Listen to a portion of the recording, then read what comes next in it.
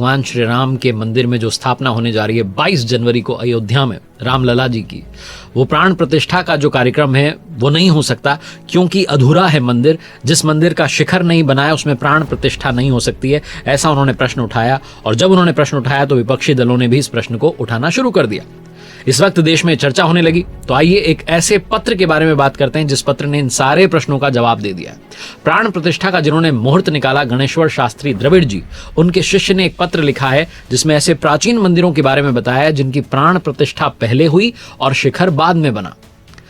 पहले उस पत्र की बात करता हूं जिस पत्र में अविमुक्तेश्वरानंद जी ने, शंकराचार्य जी ने प्रश्न उठाया। वो लिखते हैं कि मंदिर भगवान के शरीर की तरह होता है। मंदिर का शिखर देवता की आंख है, उसके ऊपर रखा गया कलश उनका सिर है। ऐसे में बिना आंख और सिर के ही शरीर रूपी राम मंदिर में देवता का वास कैसे होगा, ये शास्त्र सम्मत नहीं है, इसलिए मैं प्राण प्रतिष्ठा में नहीं जाऊंगा। तो ये उनका पत्र था जिसमें सवाल उठे और विपक्षी दलों ने भी, पार्टीज ने भी इस सवाल को उठाना शुरू किया। आरजे कार्तिक एक्स्ट्रास देख रहे हैं आप। आइए मैं आपको बताता हूं उस पत्र के बारे में जिसमें इन सारे प्रश्नों के जवाब हैं। रामलला प्राण प्रतिष्ठा का मुहूर्त बताने वाले काशी के विद्वान पंडित गणेश्वर शास्त्री जी ने उस पत्र में, जो उनके शिष्य ने लिखा है, उसको जारी करके सारे प्रश्नों का जवाब दे दिया है। वो कहते हैं कि बिना शिखर के ही मंदिर में भगवान की प्राण प्रतिष्ठा की जा सकती है। पूरी तरीके से शास्त्र सम्मत बात है, किसी को भी बहकावे में आने की आवश्यकता नहीं है। सबको सद्बुद्धि मिले, यही प्रभु से प्रार्थना है। उन्होंने 16 मंत्रों को इसका आधार बताया और ऐसे प्राचीन मंदिरों के बारे में उल्लेख किया है जिनमें प्राण प्रतिष्ठा पहले हुई, शिखर बाद में बना। कहा जाता है कि द्वापर युग में यानी कि करीब 5000 साल पहले बने मंदिरों में भी बिना शिखर के ही प्राण प्रतिष्ठा कर दी गई। ज्योतिर्लिंग और 4 धाम में आने वाले रामेश्वरम मंदिर में भी शिवलिंग की प्रतिष्ठा के 277 साल के बाद में 78 फीट ऊंचा जो है शिखर बनकर तैयार हुआ था। गुजरात के सोमनाथ मंदिर में भी ज्योतिर्लिंग की प्रतिष्ठा के 5-10 साल के बाद जो है मंदिर का शिखर बना था। कर्नाटक के प्राचीन गुरुदेश्वर मंदिर का 237 फीट ऊंचा जो शिखर है वो 2008 में बनकर तैयार हुआ। 9 प्राचीन मंदिरों की प्राण प्रतिष्ठा भी शिखर निर्माण से पहले की गई थी। सबसे पहले बात करते हैं रामेश्वरम मंदिर की। दक्षिण का ज्योतिर्लिंग और 4 धाम में आने वाला रामेश्वरम मंदिर 1173 ईस्वी में बना था। शिवलिंग प्रतिष्ठा के 277 साल के बाद सेतुपति द्वारा 78 फीट ऊंचा शिखर 1450 ईस्वी में बनकर तैयार हुआ। शास्त्री जी लिखते हैं कि आज भी मंदिर के प्राकार में राजगोपुरम यानी कि शिखर का काम काफी लंबे समय से रुका हुआ है। दूसरा मंदिर है सोमनाथ मंदिर। गुजरात का सोमनाथ मंदिर, जहां ज्योतिर्लिंग की प्राण प्रतिष्ठा के समारोह के 14 साल के बाद मंदिर का शिखर बनकर तैयार हुआ। तब इसका शिखर पूजन किया गया। 11 मई 1951 को शिवलिंग की प्राण प्रतिष्ठा हुई। भारत के तत्कालीन राष्ट्रपति राजेंद्र प्रसाद जी के द्वारा शिवलिंग की प्राण प्रतिष्ठा की गई। 1956 में शिखर का निर्माण हुआ और 3 मई 1965 को महाराज जाम साहब श्री के हाथों शिखर पर कलश स्थापित की गई। नंबर 3 पर है शिव मोगा का लक्ष्मी नृसिंह मंदिर, जहां सागर क्षेत्र में श्री लक्ष्मी नृसिंह मंदिर में काफी लंबे समय तक शिखर बनकर तैयार नहीं हुआ।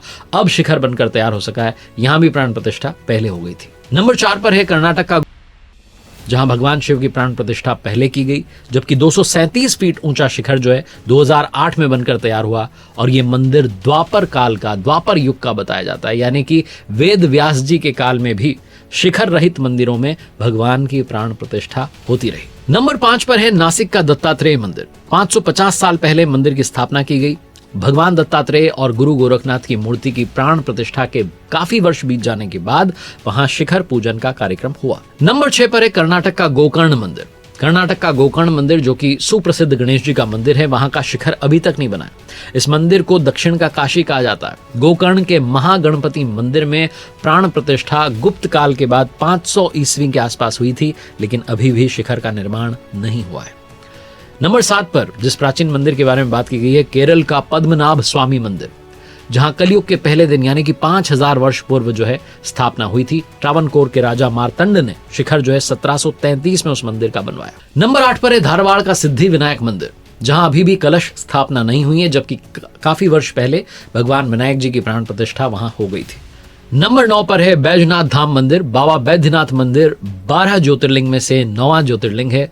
शिखर पर त्रिशूल की जगह पंचशूल लगाया हुआ है। यहां भी मंदिर निर्माण का कुछ काम अधूरा है। यहां भी शिखर का काम अभी तक पूरा नहीं हुआ है। इस पत्र में कर्नाटक के शिल्पकारों को भी जवाब दिया गया है। शिल्पियों ने कहा था कि शिखर का हिस्सा जो है मंदिर के बिल्कुल ऊपर होता है। अगर शिखर नहीं बनेगा तो सूर्य की किरण, बारिश का पानी, कीट पतंग, बहुत कुछ जो है वहां गिर सकता है। ऐसे में देवता की प्रतिष्ठा नहीं हो सकती है। इस पर पंडित शास्त्री जी ने उत्तर देते हुए कहा कि अयोध्या में श्री राम जन्मभूमि पर जो मंदिर बन रहा है वो गर्भगृह जो है ऊपर से खुला हुआ नहीं है।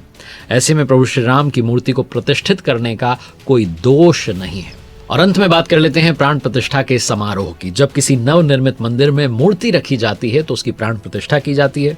मंत्रोच्चारण से जिस देवता या फिर देवी की मूर्ति है उनका आह्वान किया जाता है ताकि उस देवी या देवता का अंश उस मूर्ति में आ जाए। कहा जाता है कि जब पहली बार नवनिर्मित मंदिर में मूर्ति लाई जाती है तो आंखों पर कपड़ा बांधा जाता है। वैदिक मंत्रोच्चारण के बाद, आह्वान के बाद आंखों से पर्दा हटाने के पहले मूर्ति के चेहरे के सामने शीशा रखा जाता है। सभी विधि विधान के पूरे होने के बाद मूर्ति की आंखों से जैसे ही कपड़ा हटाया जाता है, कहा जाता है कि सामने रखा शीशा टूट जाता है। माना जाता है कि मूर्ति में भगवान का अंश आ चुका है, मूर्ति में प्राण प्रतिष्ठा हो चुकी है। देखते रहिए आरजे कार्तिक एक्स्ट्राज। ऐसी ही ट्रेंडिंग बातों के लिए सारी अपडेट्स आपको यहाँ मिलती रहेंगी।